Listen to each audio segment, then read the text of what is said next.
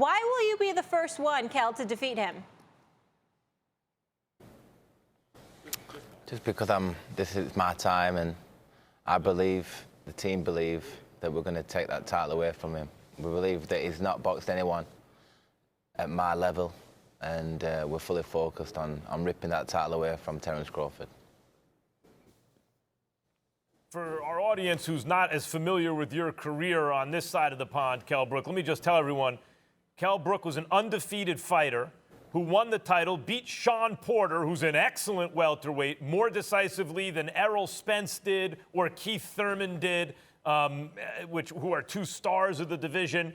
You were undefeated. You had made title defenses. You had the decisive win against Porter. You're a rising star, and you choose to move up to fight Triple G, who was a middleweight. You jumped up 2 divisions to fight him. You gave him a great fight, but you lost by knockout. And then you turn around and you get in with Errol Spence, who's another killer in and around that weight class, one of the best pound-for-pound fighters in the world. Again, a terrific fight, but you come up short. You've had a couple of wins since then. What have you learned from those fights that you can take in against yet another elite of the elite type in Terence Crawford, so you can not only give him a good fight, but actually come out on top this time? Absolutely. I think being in, first of all, being 28-year-old and thinking, can I perform at this level against Sean Porter? As the rounds went on, and realised this is where I do belong. And then I become world champion, and obviously going on from that, defending, looking spectacular. And then nobody seemed to want to come and fight me, so I jumped up, because that's what I want to do in this game, fight the best fighters out there for the fans. So I jumped up to fight Golovkin, who nobody would fight, even at his own weight at middleweight. And I showed the world the blueprint how to beat Golovkin. I stood with him, but the eye socket went, and it wasn't my night. And then immediately after, I boxed Errol Spence. It wasn't heard of really at the time, but the people in boxing knew that this guy was special, and I was winning the fight until the other bone went. But it's just one of them. It's just one of these things, It's one of these things that they've been taken care of now. They call me the Terminator because I've got 2 metal plates in now, and I feel strong as ever, and I feel like I'm getting better, like a fine wine. I feel I'm in the best shape of my life, and I'm absolutely 110% ready for this, mentally and physically. As you can see the shape of me, I can't wait for this Saturday night now to show the world that I am the man, I'm the special one, and I'm going to be taking that title home with me. Well, Kell, let me say this. First of all, props to you, because you're a damn good fighter, and I wish you nothing but the best. I remember when you fought Triple G, your right eye got messed up, if I remember correctly, and you had to have surgery on that, just like you just told our audience. And then you went up against Errol Spence Jr., and I think it was your left eye then, because people was wondering whether the eye was going to hold up after the Triple G fight. Then you went up against Spence, and then the other eye got hurt. So you never looked out of shape. You never looked completely overmatched, but obviously caught a bad break there. Now, but you were 36-0, if I remember correctly, before you fought Triple G. Now you're going up against a guy, Terence Crawford, who's about 36, who's 36-0.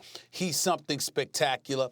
Talk to us about why should anybody believe that you're going to beat that guy, considering the fact that he's constantly in the discussion as the best pound-for-pound fighter on the planet? I wouldn't want it any other way. I'm glad that he's pound-for-pound fighter, the best in the world. Because when I beat him, I have that title. But, I believe that he's never boxed a fully fledged welterweight who's hungry, who's been a champion, who really believes that they're going to win. And I can hit very hard, and I'm very accurate, same as Crawford. I've got a good jab, and I'm going to need to be the best I've ever been this Saturday night to beat him. But what we've been doing in training and how I feel, coming down to the 147 limit, and before with the 147, because I'm a big welterweight, there were a 10-pound rehydration clause. With a WBO, I weigh in, and I don't need to worry about weighing in again with a 10-pound limit. So I come in on fight night and I weigh what I weigh. So I'm going to be fully focused and utterly, totally focused on Terence Crawford. And this is my time. The training has gone absolutely perfect. The weight's bang on. So I'm going to take care of the weight Friday, and then take care of Crawford Saturday. You are a big welterweight. I always thought maybe you were really a junior middleweight campaigning at welterweight. It's good to hear that you make the weight more comfortably now. Terence Crawford in his last fight, he's my #1 pound for pound, fought Kavaliauskas, who is a solid fighter, but no one's saying a spectacular world champion kind of fighter. And Crawford had to kind of rally in that fight to win by stoppage at the Garden and was hit more than we've seen him hit earlier in his career. Which Terence Crawford are you preparing for? Do you look at his last fight and say, wait, he's more hittable now? Do you think that was because of his opponent? Are you preparing for that guy or the kind of slicker boxer that we saw earlier in Crawford's career? I'd be a fool to be training for that guy. I'm training for the best Terence Crawford.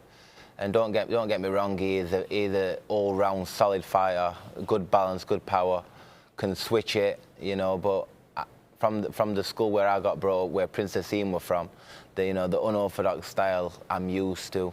You know, I've sparred many.